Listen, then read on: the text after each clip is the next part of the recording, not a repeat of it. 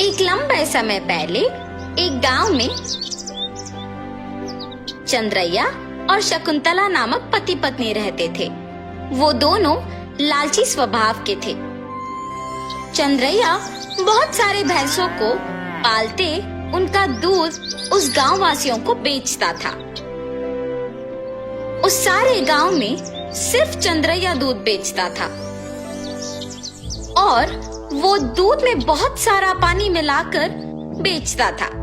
इतना ही नहीं, वो कम से कम उन भैंसों के बच्चों को भी पीने के लिए दूध नहीं बचाता था। एक दिन जब चंद्रैया दूध लेके गांव को बेचने जाता है, चंद्रैया, तुम्हारे दूध में दिन प्रतिदिन पानी की मात्रा ज्यादा हो रहा है। तुम्हारे पास इतने भैंस होने के बावजूद तुम पानी क्यों मिला रहे हो? अगर तुम्हें पसंद है तो मुझसे दूध लो, वरना नहीं।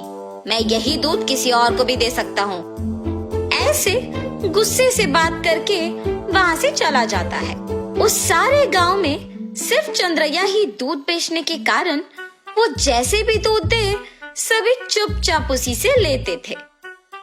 जहाँ वो भैंसों को रखता था, उसके बगल में एक बड़े पेड़ पर एक भूत रहती थी। हमेशा की तरह चंद्रैया सारे भैंसों के पास जाकर उनसे दूध निचोड़ के पानी मिला के सबको बेचने जाता है। हर रोज ये लालच के कारण इतना दूध निचोड़ता है कि हमारे खुद के बच्चों को पिलाने के लिए कुछ नहीं है। इतना ही नहीं, हम हर रोज देखते हैं कि वो दूध में पानी मिलाता है। हम बचपन से उसी के पास बड़े हुए हैं, इसलिए हम कुछ नहीं कर पा रहे हैं, लेकिन हमें उसे एक सबक सिखाना ही होगा। ऐसे आपस में बात करते रहते हैं।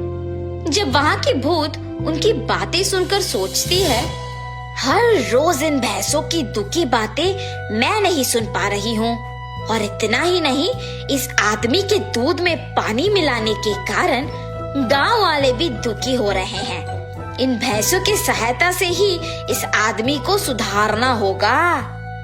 ऐसे सोचकर वो भूत उन भैंसों के पास आती है। तब, मैंने तुम सब की बातें सुनी है। अगर तुम लोग मेरी बात सुनोगे तो तुम्हारे मालिक को सुधार सकते हैं। कौन हो तुम? तुम हमारी बातें सुन सकती हो? मैं एक भूत हूँ, इसी पेड़ पे रहती हूँ। मैं हर रोज तुम्हारी बातें सुनते रहती हूँ। हम तुम्हारी बात सुनेंगे, मगर वादा करो कि तुम हमारे मालिक को कुछ नहीं करोगी, सिर्फ उन्हें एक सबक सिखाओ, बस। ठीक है, तुम्हारे मर्जी के अनुसार उन्हें कुछ नहीं करूंगी। ऐसे कह के हमेशा की तरह चंद्रैया उनसे दूध निचोड़ने जाता है। जब वो निचोड़ने लगता है, तब वो भैंस उसे जोर से लात मारती है। बाप रे शकुंतला, मेरा पीठ टूट गया। ऐसे जोर से चिल्लाने पर शकुंतला अपने पति के पास आती है। अरे रे, क्या हुआ? आप गिर कैसे गए? उस भैंस को आज कुछ हुआ है। जब मैं दूध निचोड़ने गया तो उसने मुझे जोर से लात मारा। आप रुकिए, मैं भी जरा देखूं कि ये भैंस दूध कैसे नहीं देगी। ऐसे कह के शकुंतला उस भैंस से दूध निचोड़ने की कोशिश करती है और उस भैंस ने शकुंतला को भी उसके पति के ही तरह जोर से लात मारती है। तुरंत उनके बच्चे ही सारे दूध पी जाना देख पति पत्नी कुछ नहीं कर पाते हैं, सिवाय उनको देखना। अरे रे, सारा दूध सिर्फ ये बच्चे पी रहे हैं, कुछ तो कीजिए।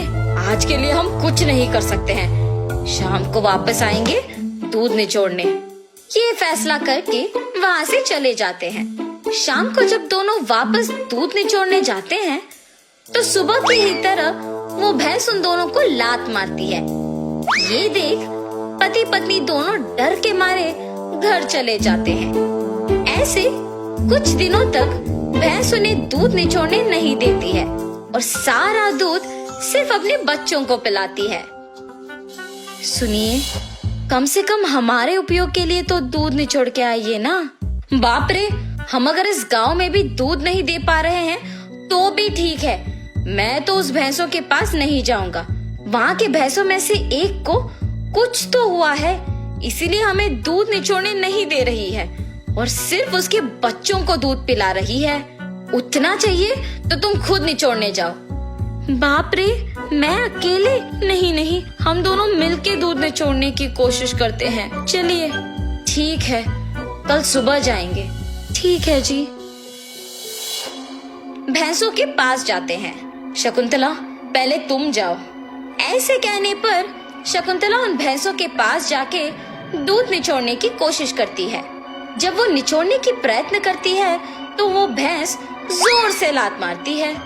बिना दूध दिए अपनी पत्नी को लात मारने के कारण चंद्रैया को गुस्सा आता है और वो एक डंडे से भैंस को मारने लगता है। मेरी पत्नी को दूध निचोड़ने नहीं दोगे तुम? हाँ? ऐसे कहते हुए जोर जोर से मारता है, मगर उस भैंस की जगह चंद्रैया खुद पिटता है और इसी कारण उस भैंस को मारना बंद कर देता है। लेकिन उसके बाद भी उसको और उसकी बीवी को डंडे से मार पड़ते ही रहते हैं। हम आइंदा कभी भी दूध निचोड़ने नहीं आएंगे, हमें मत मारो। अरे हिम्मत है तो ऐसे दिखे बिना नहीं, सामने आके मारो हमें। ऐसे कहने पर वो भैंस अचानक एक भूत के रूप में बदल जाती है।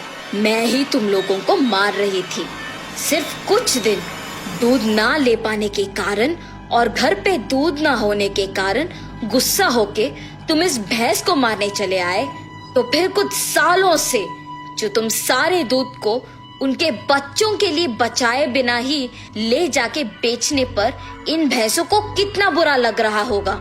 हाँ, आज से अगर कभी भी तुमने दूध में पानी मिलाया या फिर भैंसों के बच्चों के लिए दूध न बचाया तो मैं तुम्हें नहीं छोड़ूंगी।